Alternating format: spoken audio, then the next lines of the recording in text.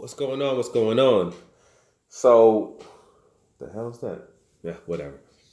So, I've been seeing a couple of things today, where people, I guess, are kind of trying to, I don't know if to call him bashing, Al Heyman, but trying to make, I guess, speculations on how the business is done. Um, Kind of like, like, oh, because now we have Ortiz Jr. is fighting Hooker, who is signed to Al Heyman now. He's technically is a PBC fighter now. He has a multi-fight deal with them. Yet they're letting him go ahead and go to the zone to fight Ortiz Jr. in the fight. You know, and then it's kind of like the question is like, okay, well, if they can do that, then why the hell can they do Crawford versus Earl Spence or other fights? Like, oh, they're quote working together when they want to work together, but when they don't, then they're just doing what they want to do, as if it's some kind of thing between them two where they're fine with each other, but they're gonna do what's in the best interest as far as like business wise or whatever it is.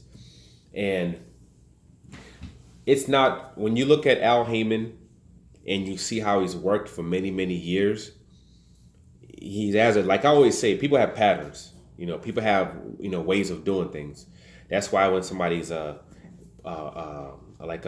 Eddie Hearn fighter, whether people like him or not, when certain things, I'll say, hey, things are done a certain way when it comes to these guys, but with this guy also it's the same thing because because he's an Eddie Hearn fighter.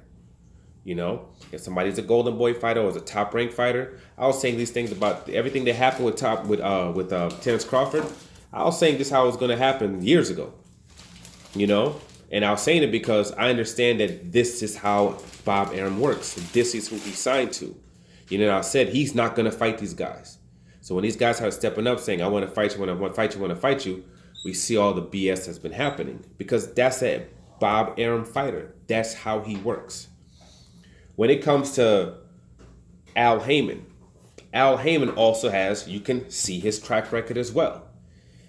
Al Heyman does not get into the emotional, personal BS, right? Al Heyman's number one focus is there's fighters and what's in the best interest of his fighters, period. So if he has a certain situation with a promoter, right?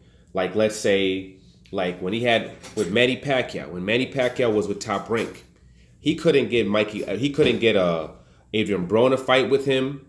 He couldn't get a Danny Garcia fight with him. Fights that he tried to set up. He couldn't get any of those kind of fights with them, right? But he was able to do, even when he doing the whole Manny Pacquiao versus Floyd Mayweather thing and the issues that were going on. He couldn't get those fights done, but when Bob Arum said, hey, we want to fight Molina, and he was able to get Molina a big fat purse, he still did that fight because it was in the best interest of Molina. Okay, when Crawford, they wanted Crawford to fight Diaz, he still did the Diaz fight because it was the best interest of Diaz. He didn't let this other BS over here get into the middle of what was in the best interest of that particular fighter. He never does that. You had the whole thing with Eddie Hearn, the problems with Deontay Wilder and Eddie Hearn, and Anthony Joshua had all that going on, right? But even though all that was going on, when Dominic Brazil was able to fight, he let him fight. When Martin was able to fight, he let him fight. When Andy Ruiz, the situation came around for Andy Ruiz, for him to get a fight with Anthony Joshua, he still let that fight happen. Because again, he's thinking about what's in the best interest of those fighters. He doesn't get all emotionally attached to the BS. He doesn't attach whatever drama's happening over here with this particular fighter, as far as this promoter doesn't want his main guy to fight this guy. He doesn't let that get in the way of his other fighters having opportunities. He doesn't stand in between them. And he's always done this. So like Ryan Garcia versus Tank, the whole Ryan Garcia BS happens where he doesn't want to fight, where he ends up not fighting Tank. Did Tank dirty. But if he came around and all of a sudden he wanted to fight Gary Russell Jr., he's going to let Gary Russell Jr. go ahead and fight him. I mean, Gary Russell's actually not an Al Heyman fighter, because he's not signed to Al Heyman. Al Heyman just holds him down, regardless of what people think about that situation. But anyway, if he wanted to fight another one of his fighters, he's still going to set that up because he does not let that emotional bullish, get in the way of what's in the best interest of the fighters. At the end of the day, with him, it's all about the fighter, period. That's it. And if a particular fighter wants to fight another guy, it doesn't even matter if he wants to jump up a weight class, 2 weight classes. If he's possible for him to set that fight up, he will set that fight up. He'll get it done, regardless of what's going on. Eddie Hearn trash talks this guy on a regular basis.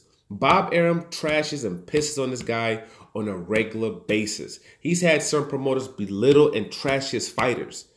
Yet, when it comes to setting up fights for other fighters in his camp, if he can do it with that same exact promoter, if he can do it with those same networks, he will still do it. He still let Mikey Garcia, who's signed under him, go ahead and fight on the zone and fight against Jesse Vargas because it was in his best interest to do so.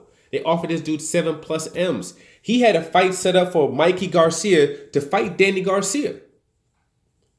They had that fight pretty much done. The contract's out, everything like that. I think Danny Garcia said he even signed the contract. But these dudes over here talking about, fight Jesse Vargas and we'll give you $7 million. So that was in the best interest of his fighter. That was in the best interest of his fighter. So he said, go ahead and get that bread. And he had him sign that deal to go get that money. Actually going against PBC's best interest. But it was in Mikey Garcia's best interest that they were doing this. It was in his best interest for him to go over there and do that. Okay? That's how he works. Now I've said about 1 million times in this video, but it needs to be that whole mental train of thought that we think of other promoters and the way that they move and the way that they move. The man does not think like that. That's why, and he's also not going to force one of his fighters to do something he doesn't want to do. That's why people are like, oh, why did Tank get the Santa Cruz fight? Gary Russell should have got the Santa Cruz fight. Santa Cruz didn't want to fight Gary Russell. And he has the freedom to say, I don't want to fight that guy. Just like Gary Russell has the freedom to say, I only want to fight once a year. I don't want to fight 2-3 times a year.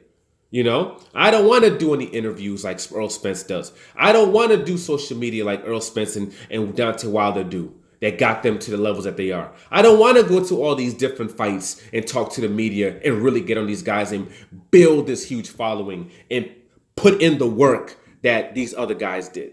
Yet, Al Haymon still pays him top dollar that he does not have to pay, paying him 1.2, 1.5, giving him with Diaz the entire gate and 60% of the television rights. Guy made probably $3 million in that fight. Still doing that when no one else paying him anything close to that. Because hey, I can put you into a fight where you can bring in viewerships and I can still pay you this and be good. So I'm still going to give you that top dollar, even though I technically don't want to have to, because you're not going to be able to get anywhere else because Gary Russell does go there and he tries to get those bigger deals. But Al Haymon always gives him the biggest offer.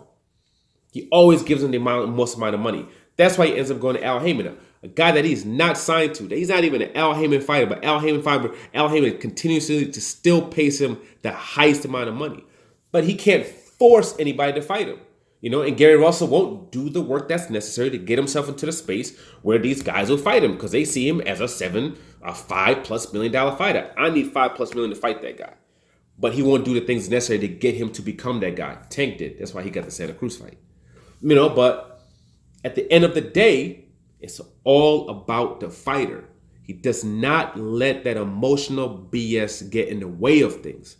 So people need to understand that. Again, this whole train of thought that somebody might have when it comes to these other dudes, you got to get that out of your head. Okay, and this emotional thing where somebody might think, okay, this person is going to hold a grudge against this person because of all the wrongs you've done on this side that, a regular person you think would do. He does not do that. You have to look at his track record and look at how he moves. Okay? And everything he's doing now is consistent with what he's always done. Okay? So that's what it is when it comes to that, man. So this thing trying to put him into the same space as these other promoters is bullish because he's nothing of the sort. But anyway, like, subscribe, share. I'm out.